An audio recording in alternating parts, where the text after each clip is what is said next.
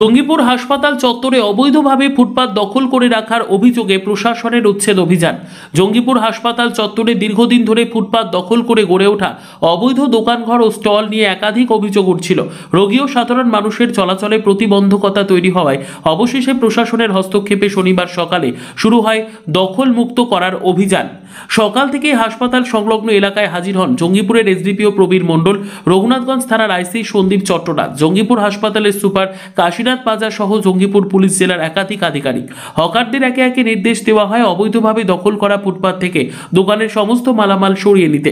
প্রশাসনের তরফে জানানো হয়, বারবার সতর্ক করা সত্ত্বেও হকাররা পথ দখল করে রাখা বন্ধ করেননি, ফলে বাধ্য হয়ে উচ্ছেদ অভিযান চালানো হয়েছে। হকারদের দাবি, আমরা যদি এভাবে উচ্ছেদ হয়ে যাই তাহলে কোথায় যাব? পরিবারের রুটি রুজি এই দোকানের উপরে নির্ভর করে। কিছু হকার আরও অভিযোগ করেন যে তাদের পুনর্বাসন বা বিকল্প জায়গার ব্যবস্থা না করেই উচ্ছেদ করা হচ্ছে। এসডিপিও প্রবীর মণ্ডল স্পষ্ট জানিয়েছেন, হাসপাতাল চত্বরে প্রতিদিন রোগী, অ্যাম্বুলেন্স এবং সাধারণ মানুষের ভিড় থাকে।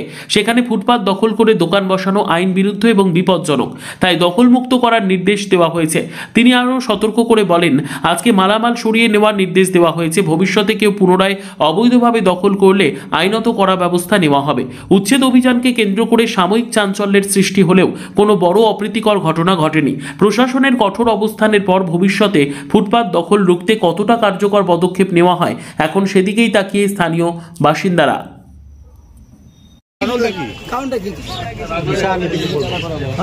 আপনার এলাকাতে তো বসেছে, এটা আরকেএস রেজুলেশন অনুযায়ী আরকেএস ব্যবস্থা নিয়েছে। আপনি কি জানেন না? জানি না কেন, আমি তো আরকেএস এর একজন সেক্রেটারি। তাহলে আপনি বলছেন কেন অভিযানটা কেন? ওই যে আরকেএস রেজুলেশন অনুযায়ী এখানে সব সমস্যা তৈরি করছে। হসপিটাল ক্যাম্পাসে তো হকার থাকার কথা নয়।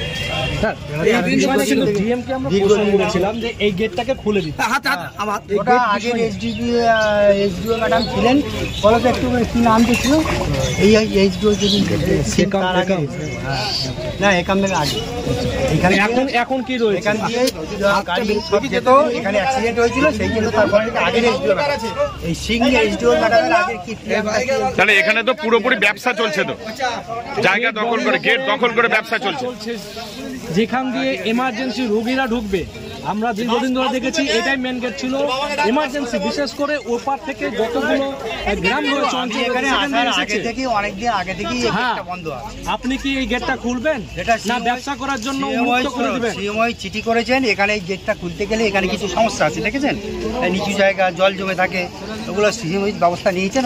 অলরেডি এক্সিকিউটিভ ইঞ্জিনিয়ারকে চিঠি করেছেন, এখানে এই জায়গাটা ঠিক হয়ে গেলে সুপার হসপিটালের অবকাঠামোকে আপনাকে তো উন্নতি সাধন করতে হবে। আপনি কি কাজ করছেন?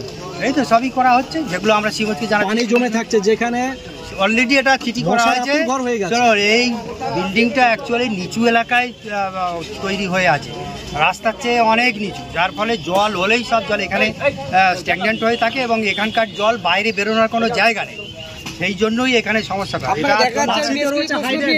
চিঠি করা হয়েছে, কোনো ব্যবস্থা নেই। পাশে রয়েছে হাইডেন, সেখানে তো জল অবকাশ নেই। আরে ডেঙ্গু হলেই তো হাসপাতালে ভর্তি হবে, আর হাসপাতালে যদি ডেঙ্গুর উৎপত্তি হয় তাহলে কোথায় যাবে মানুষ?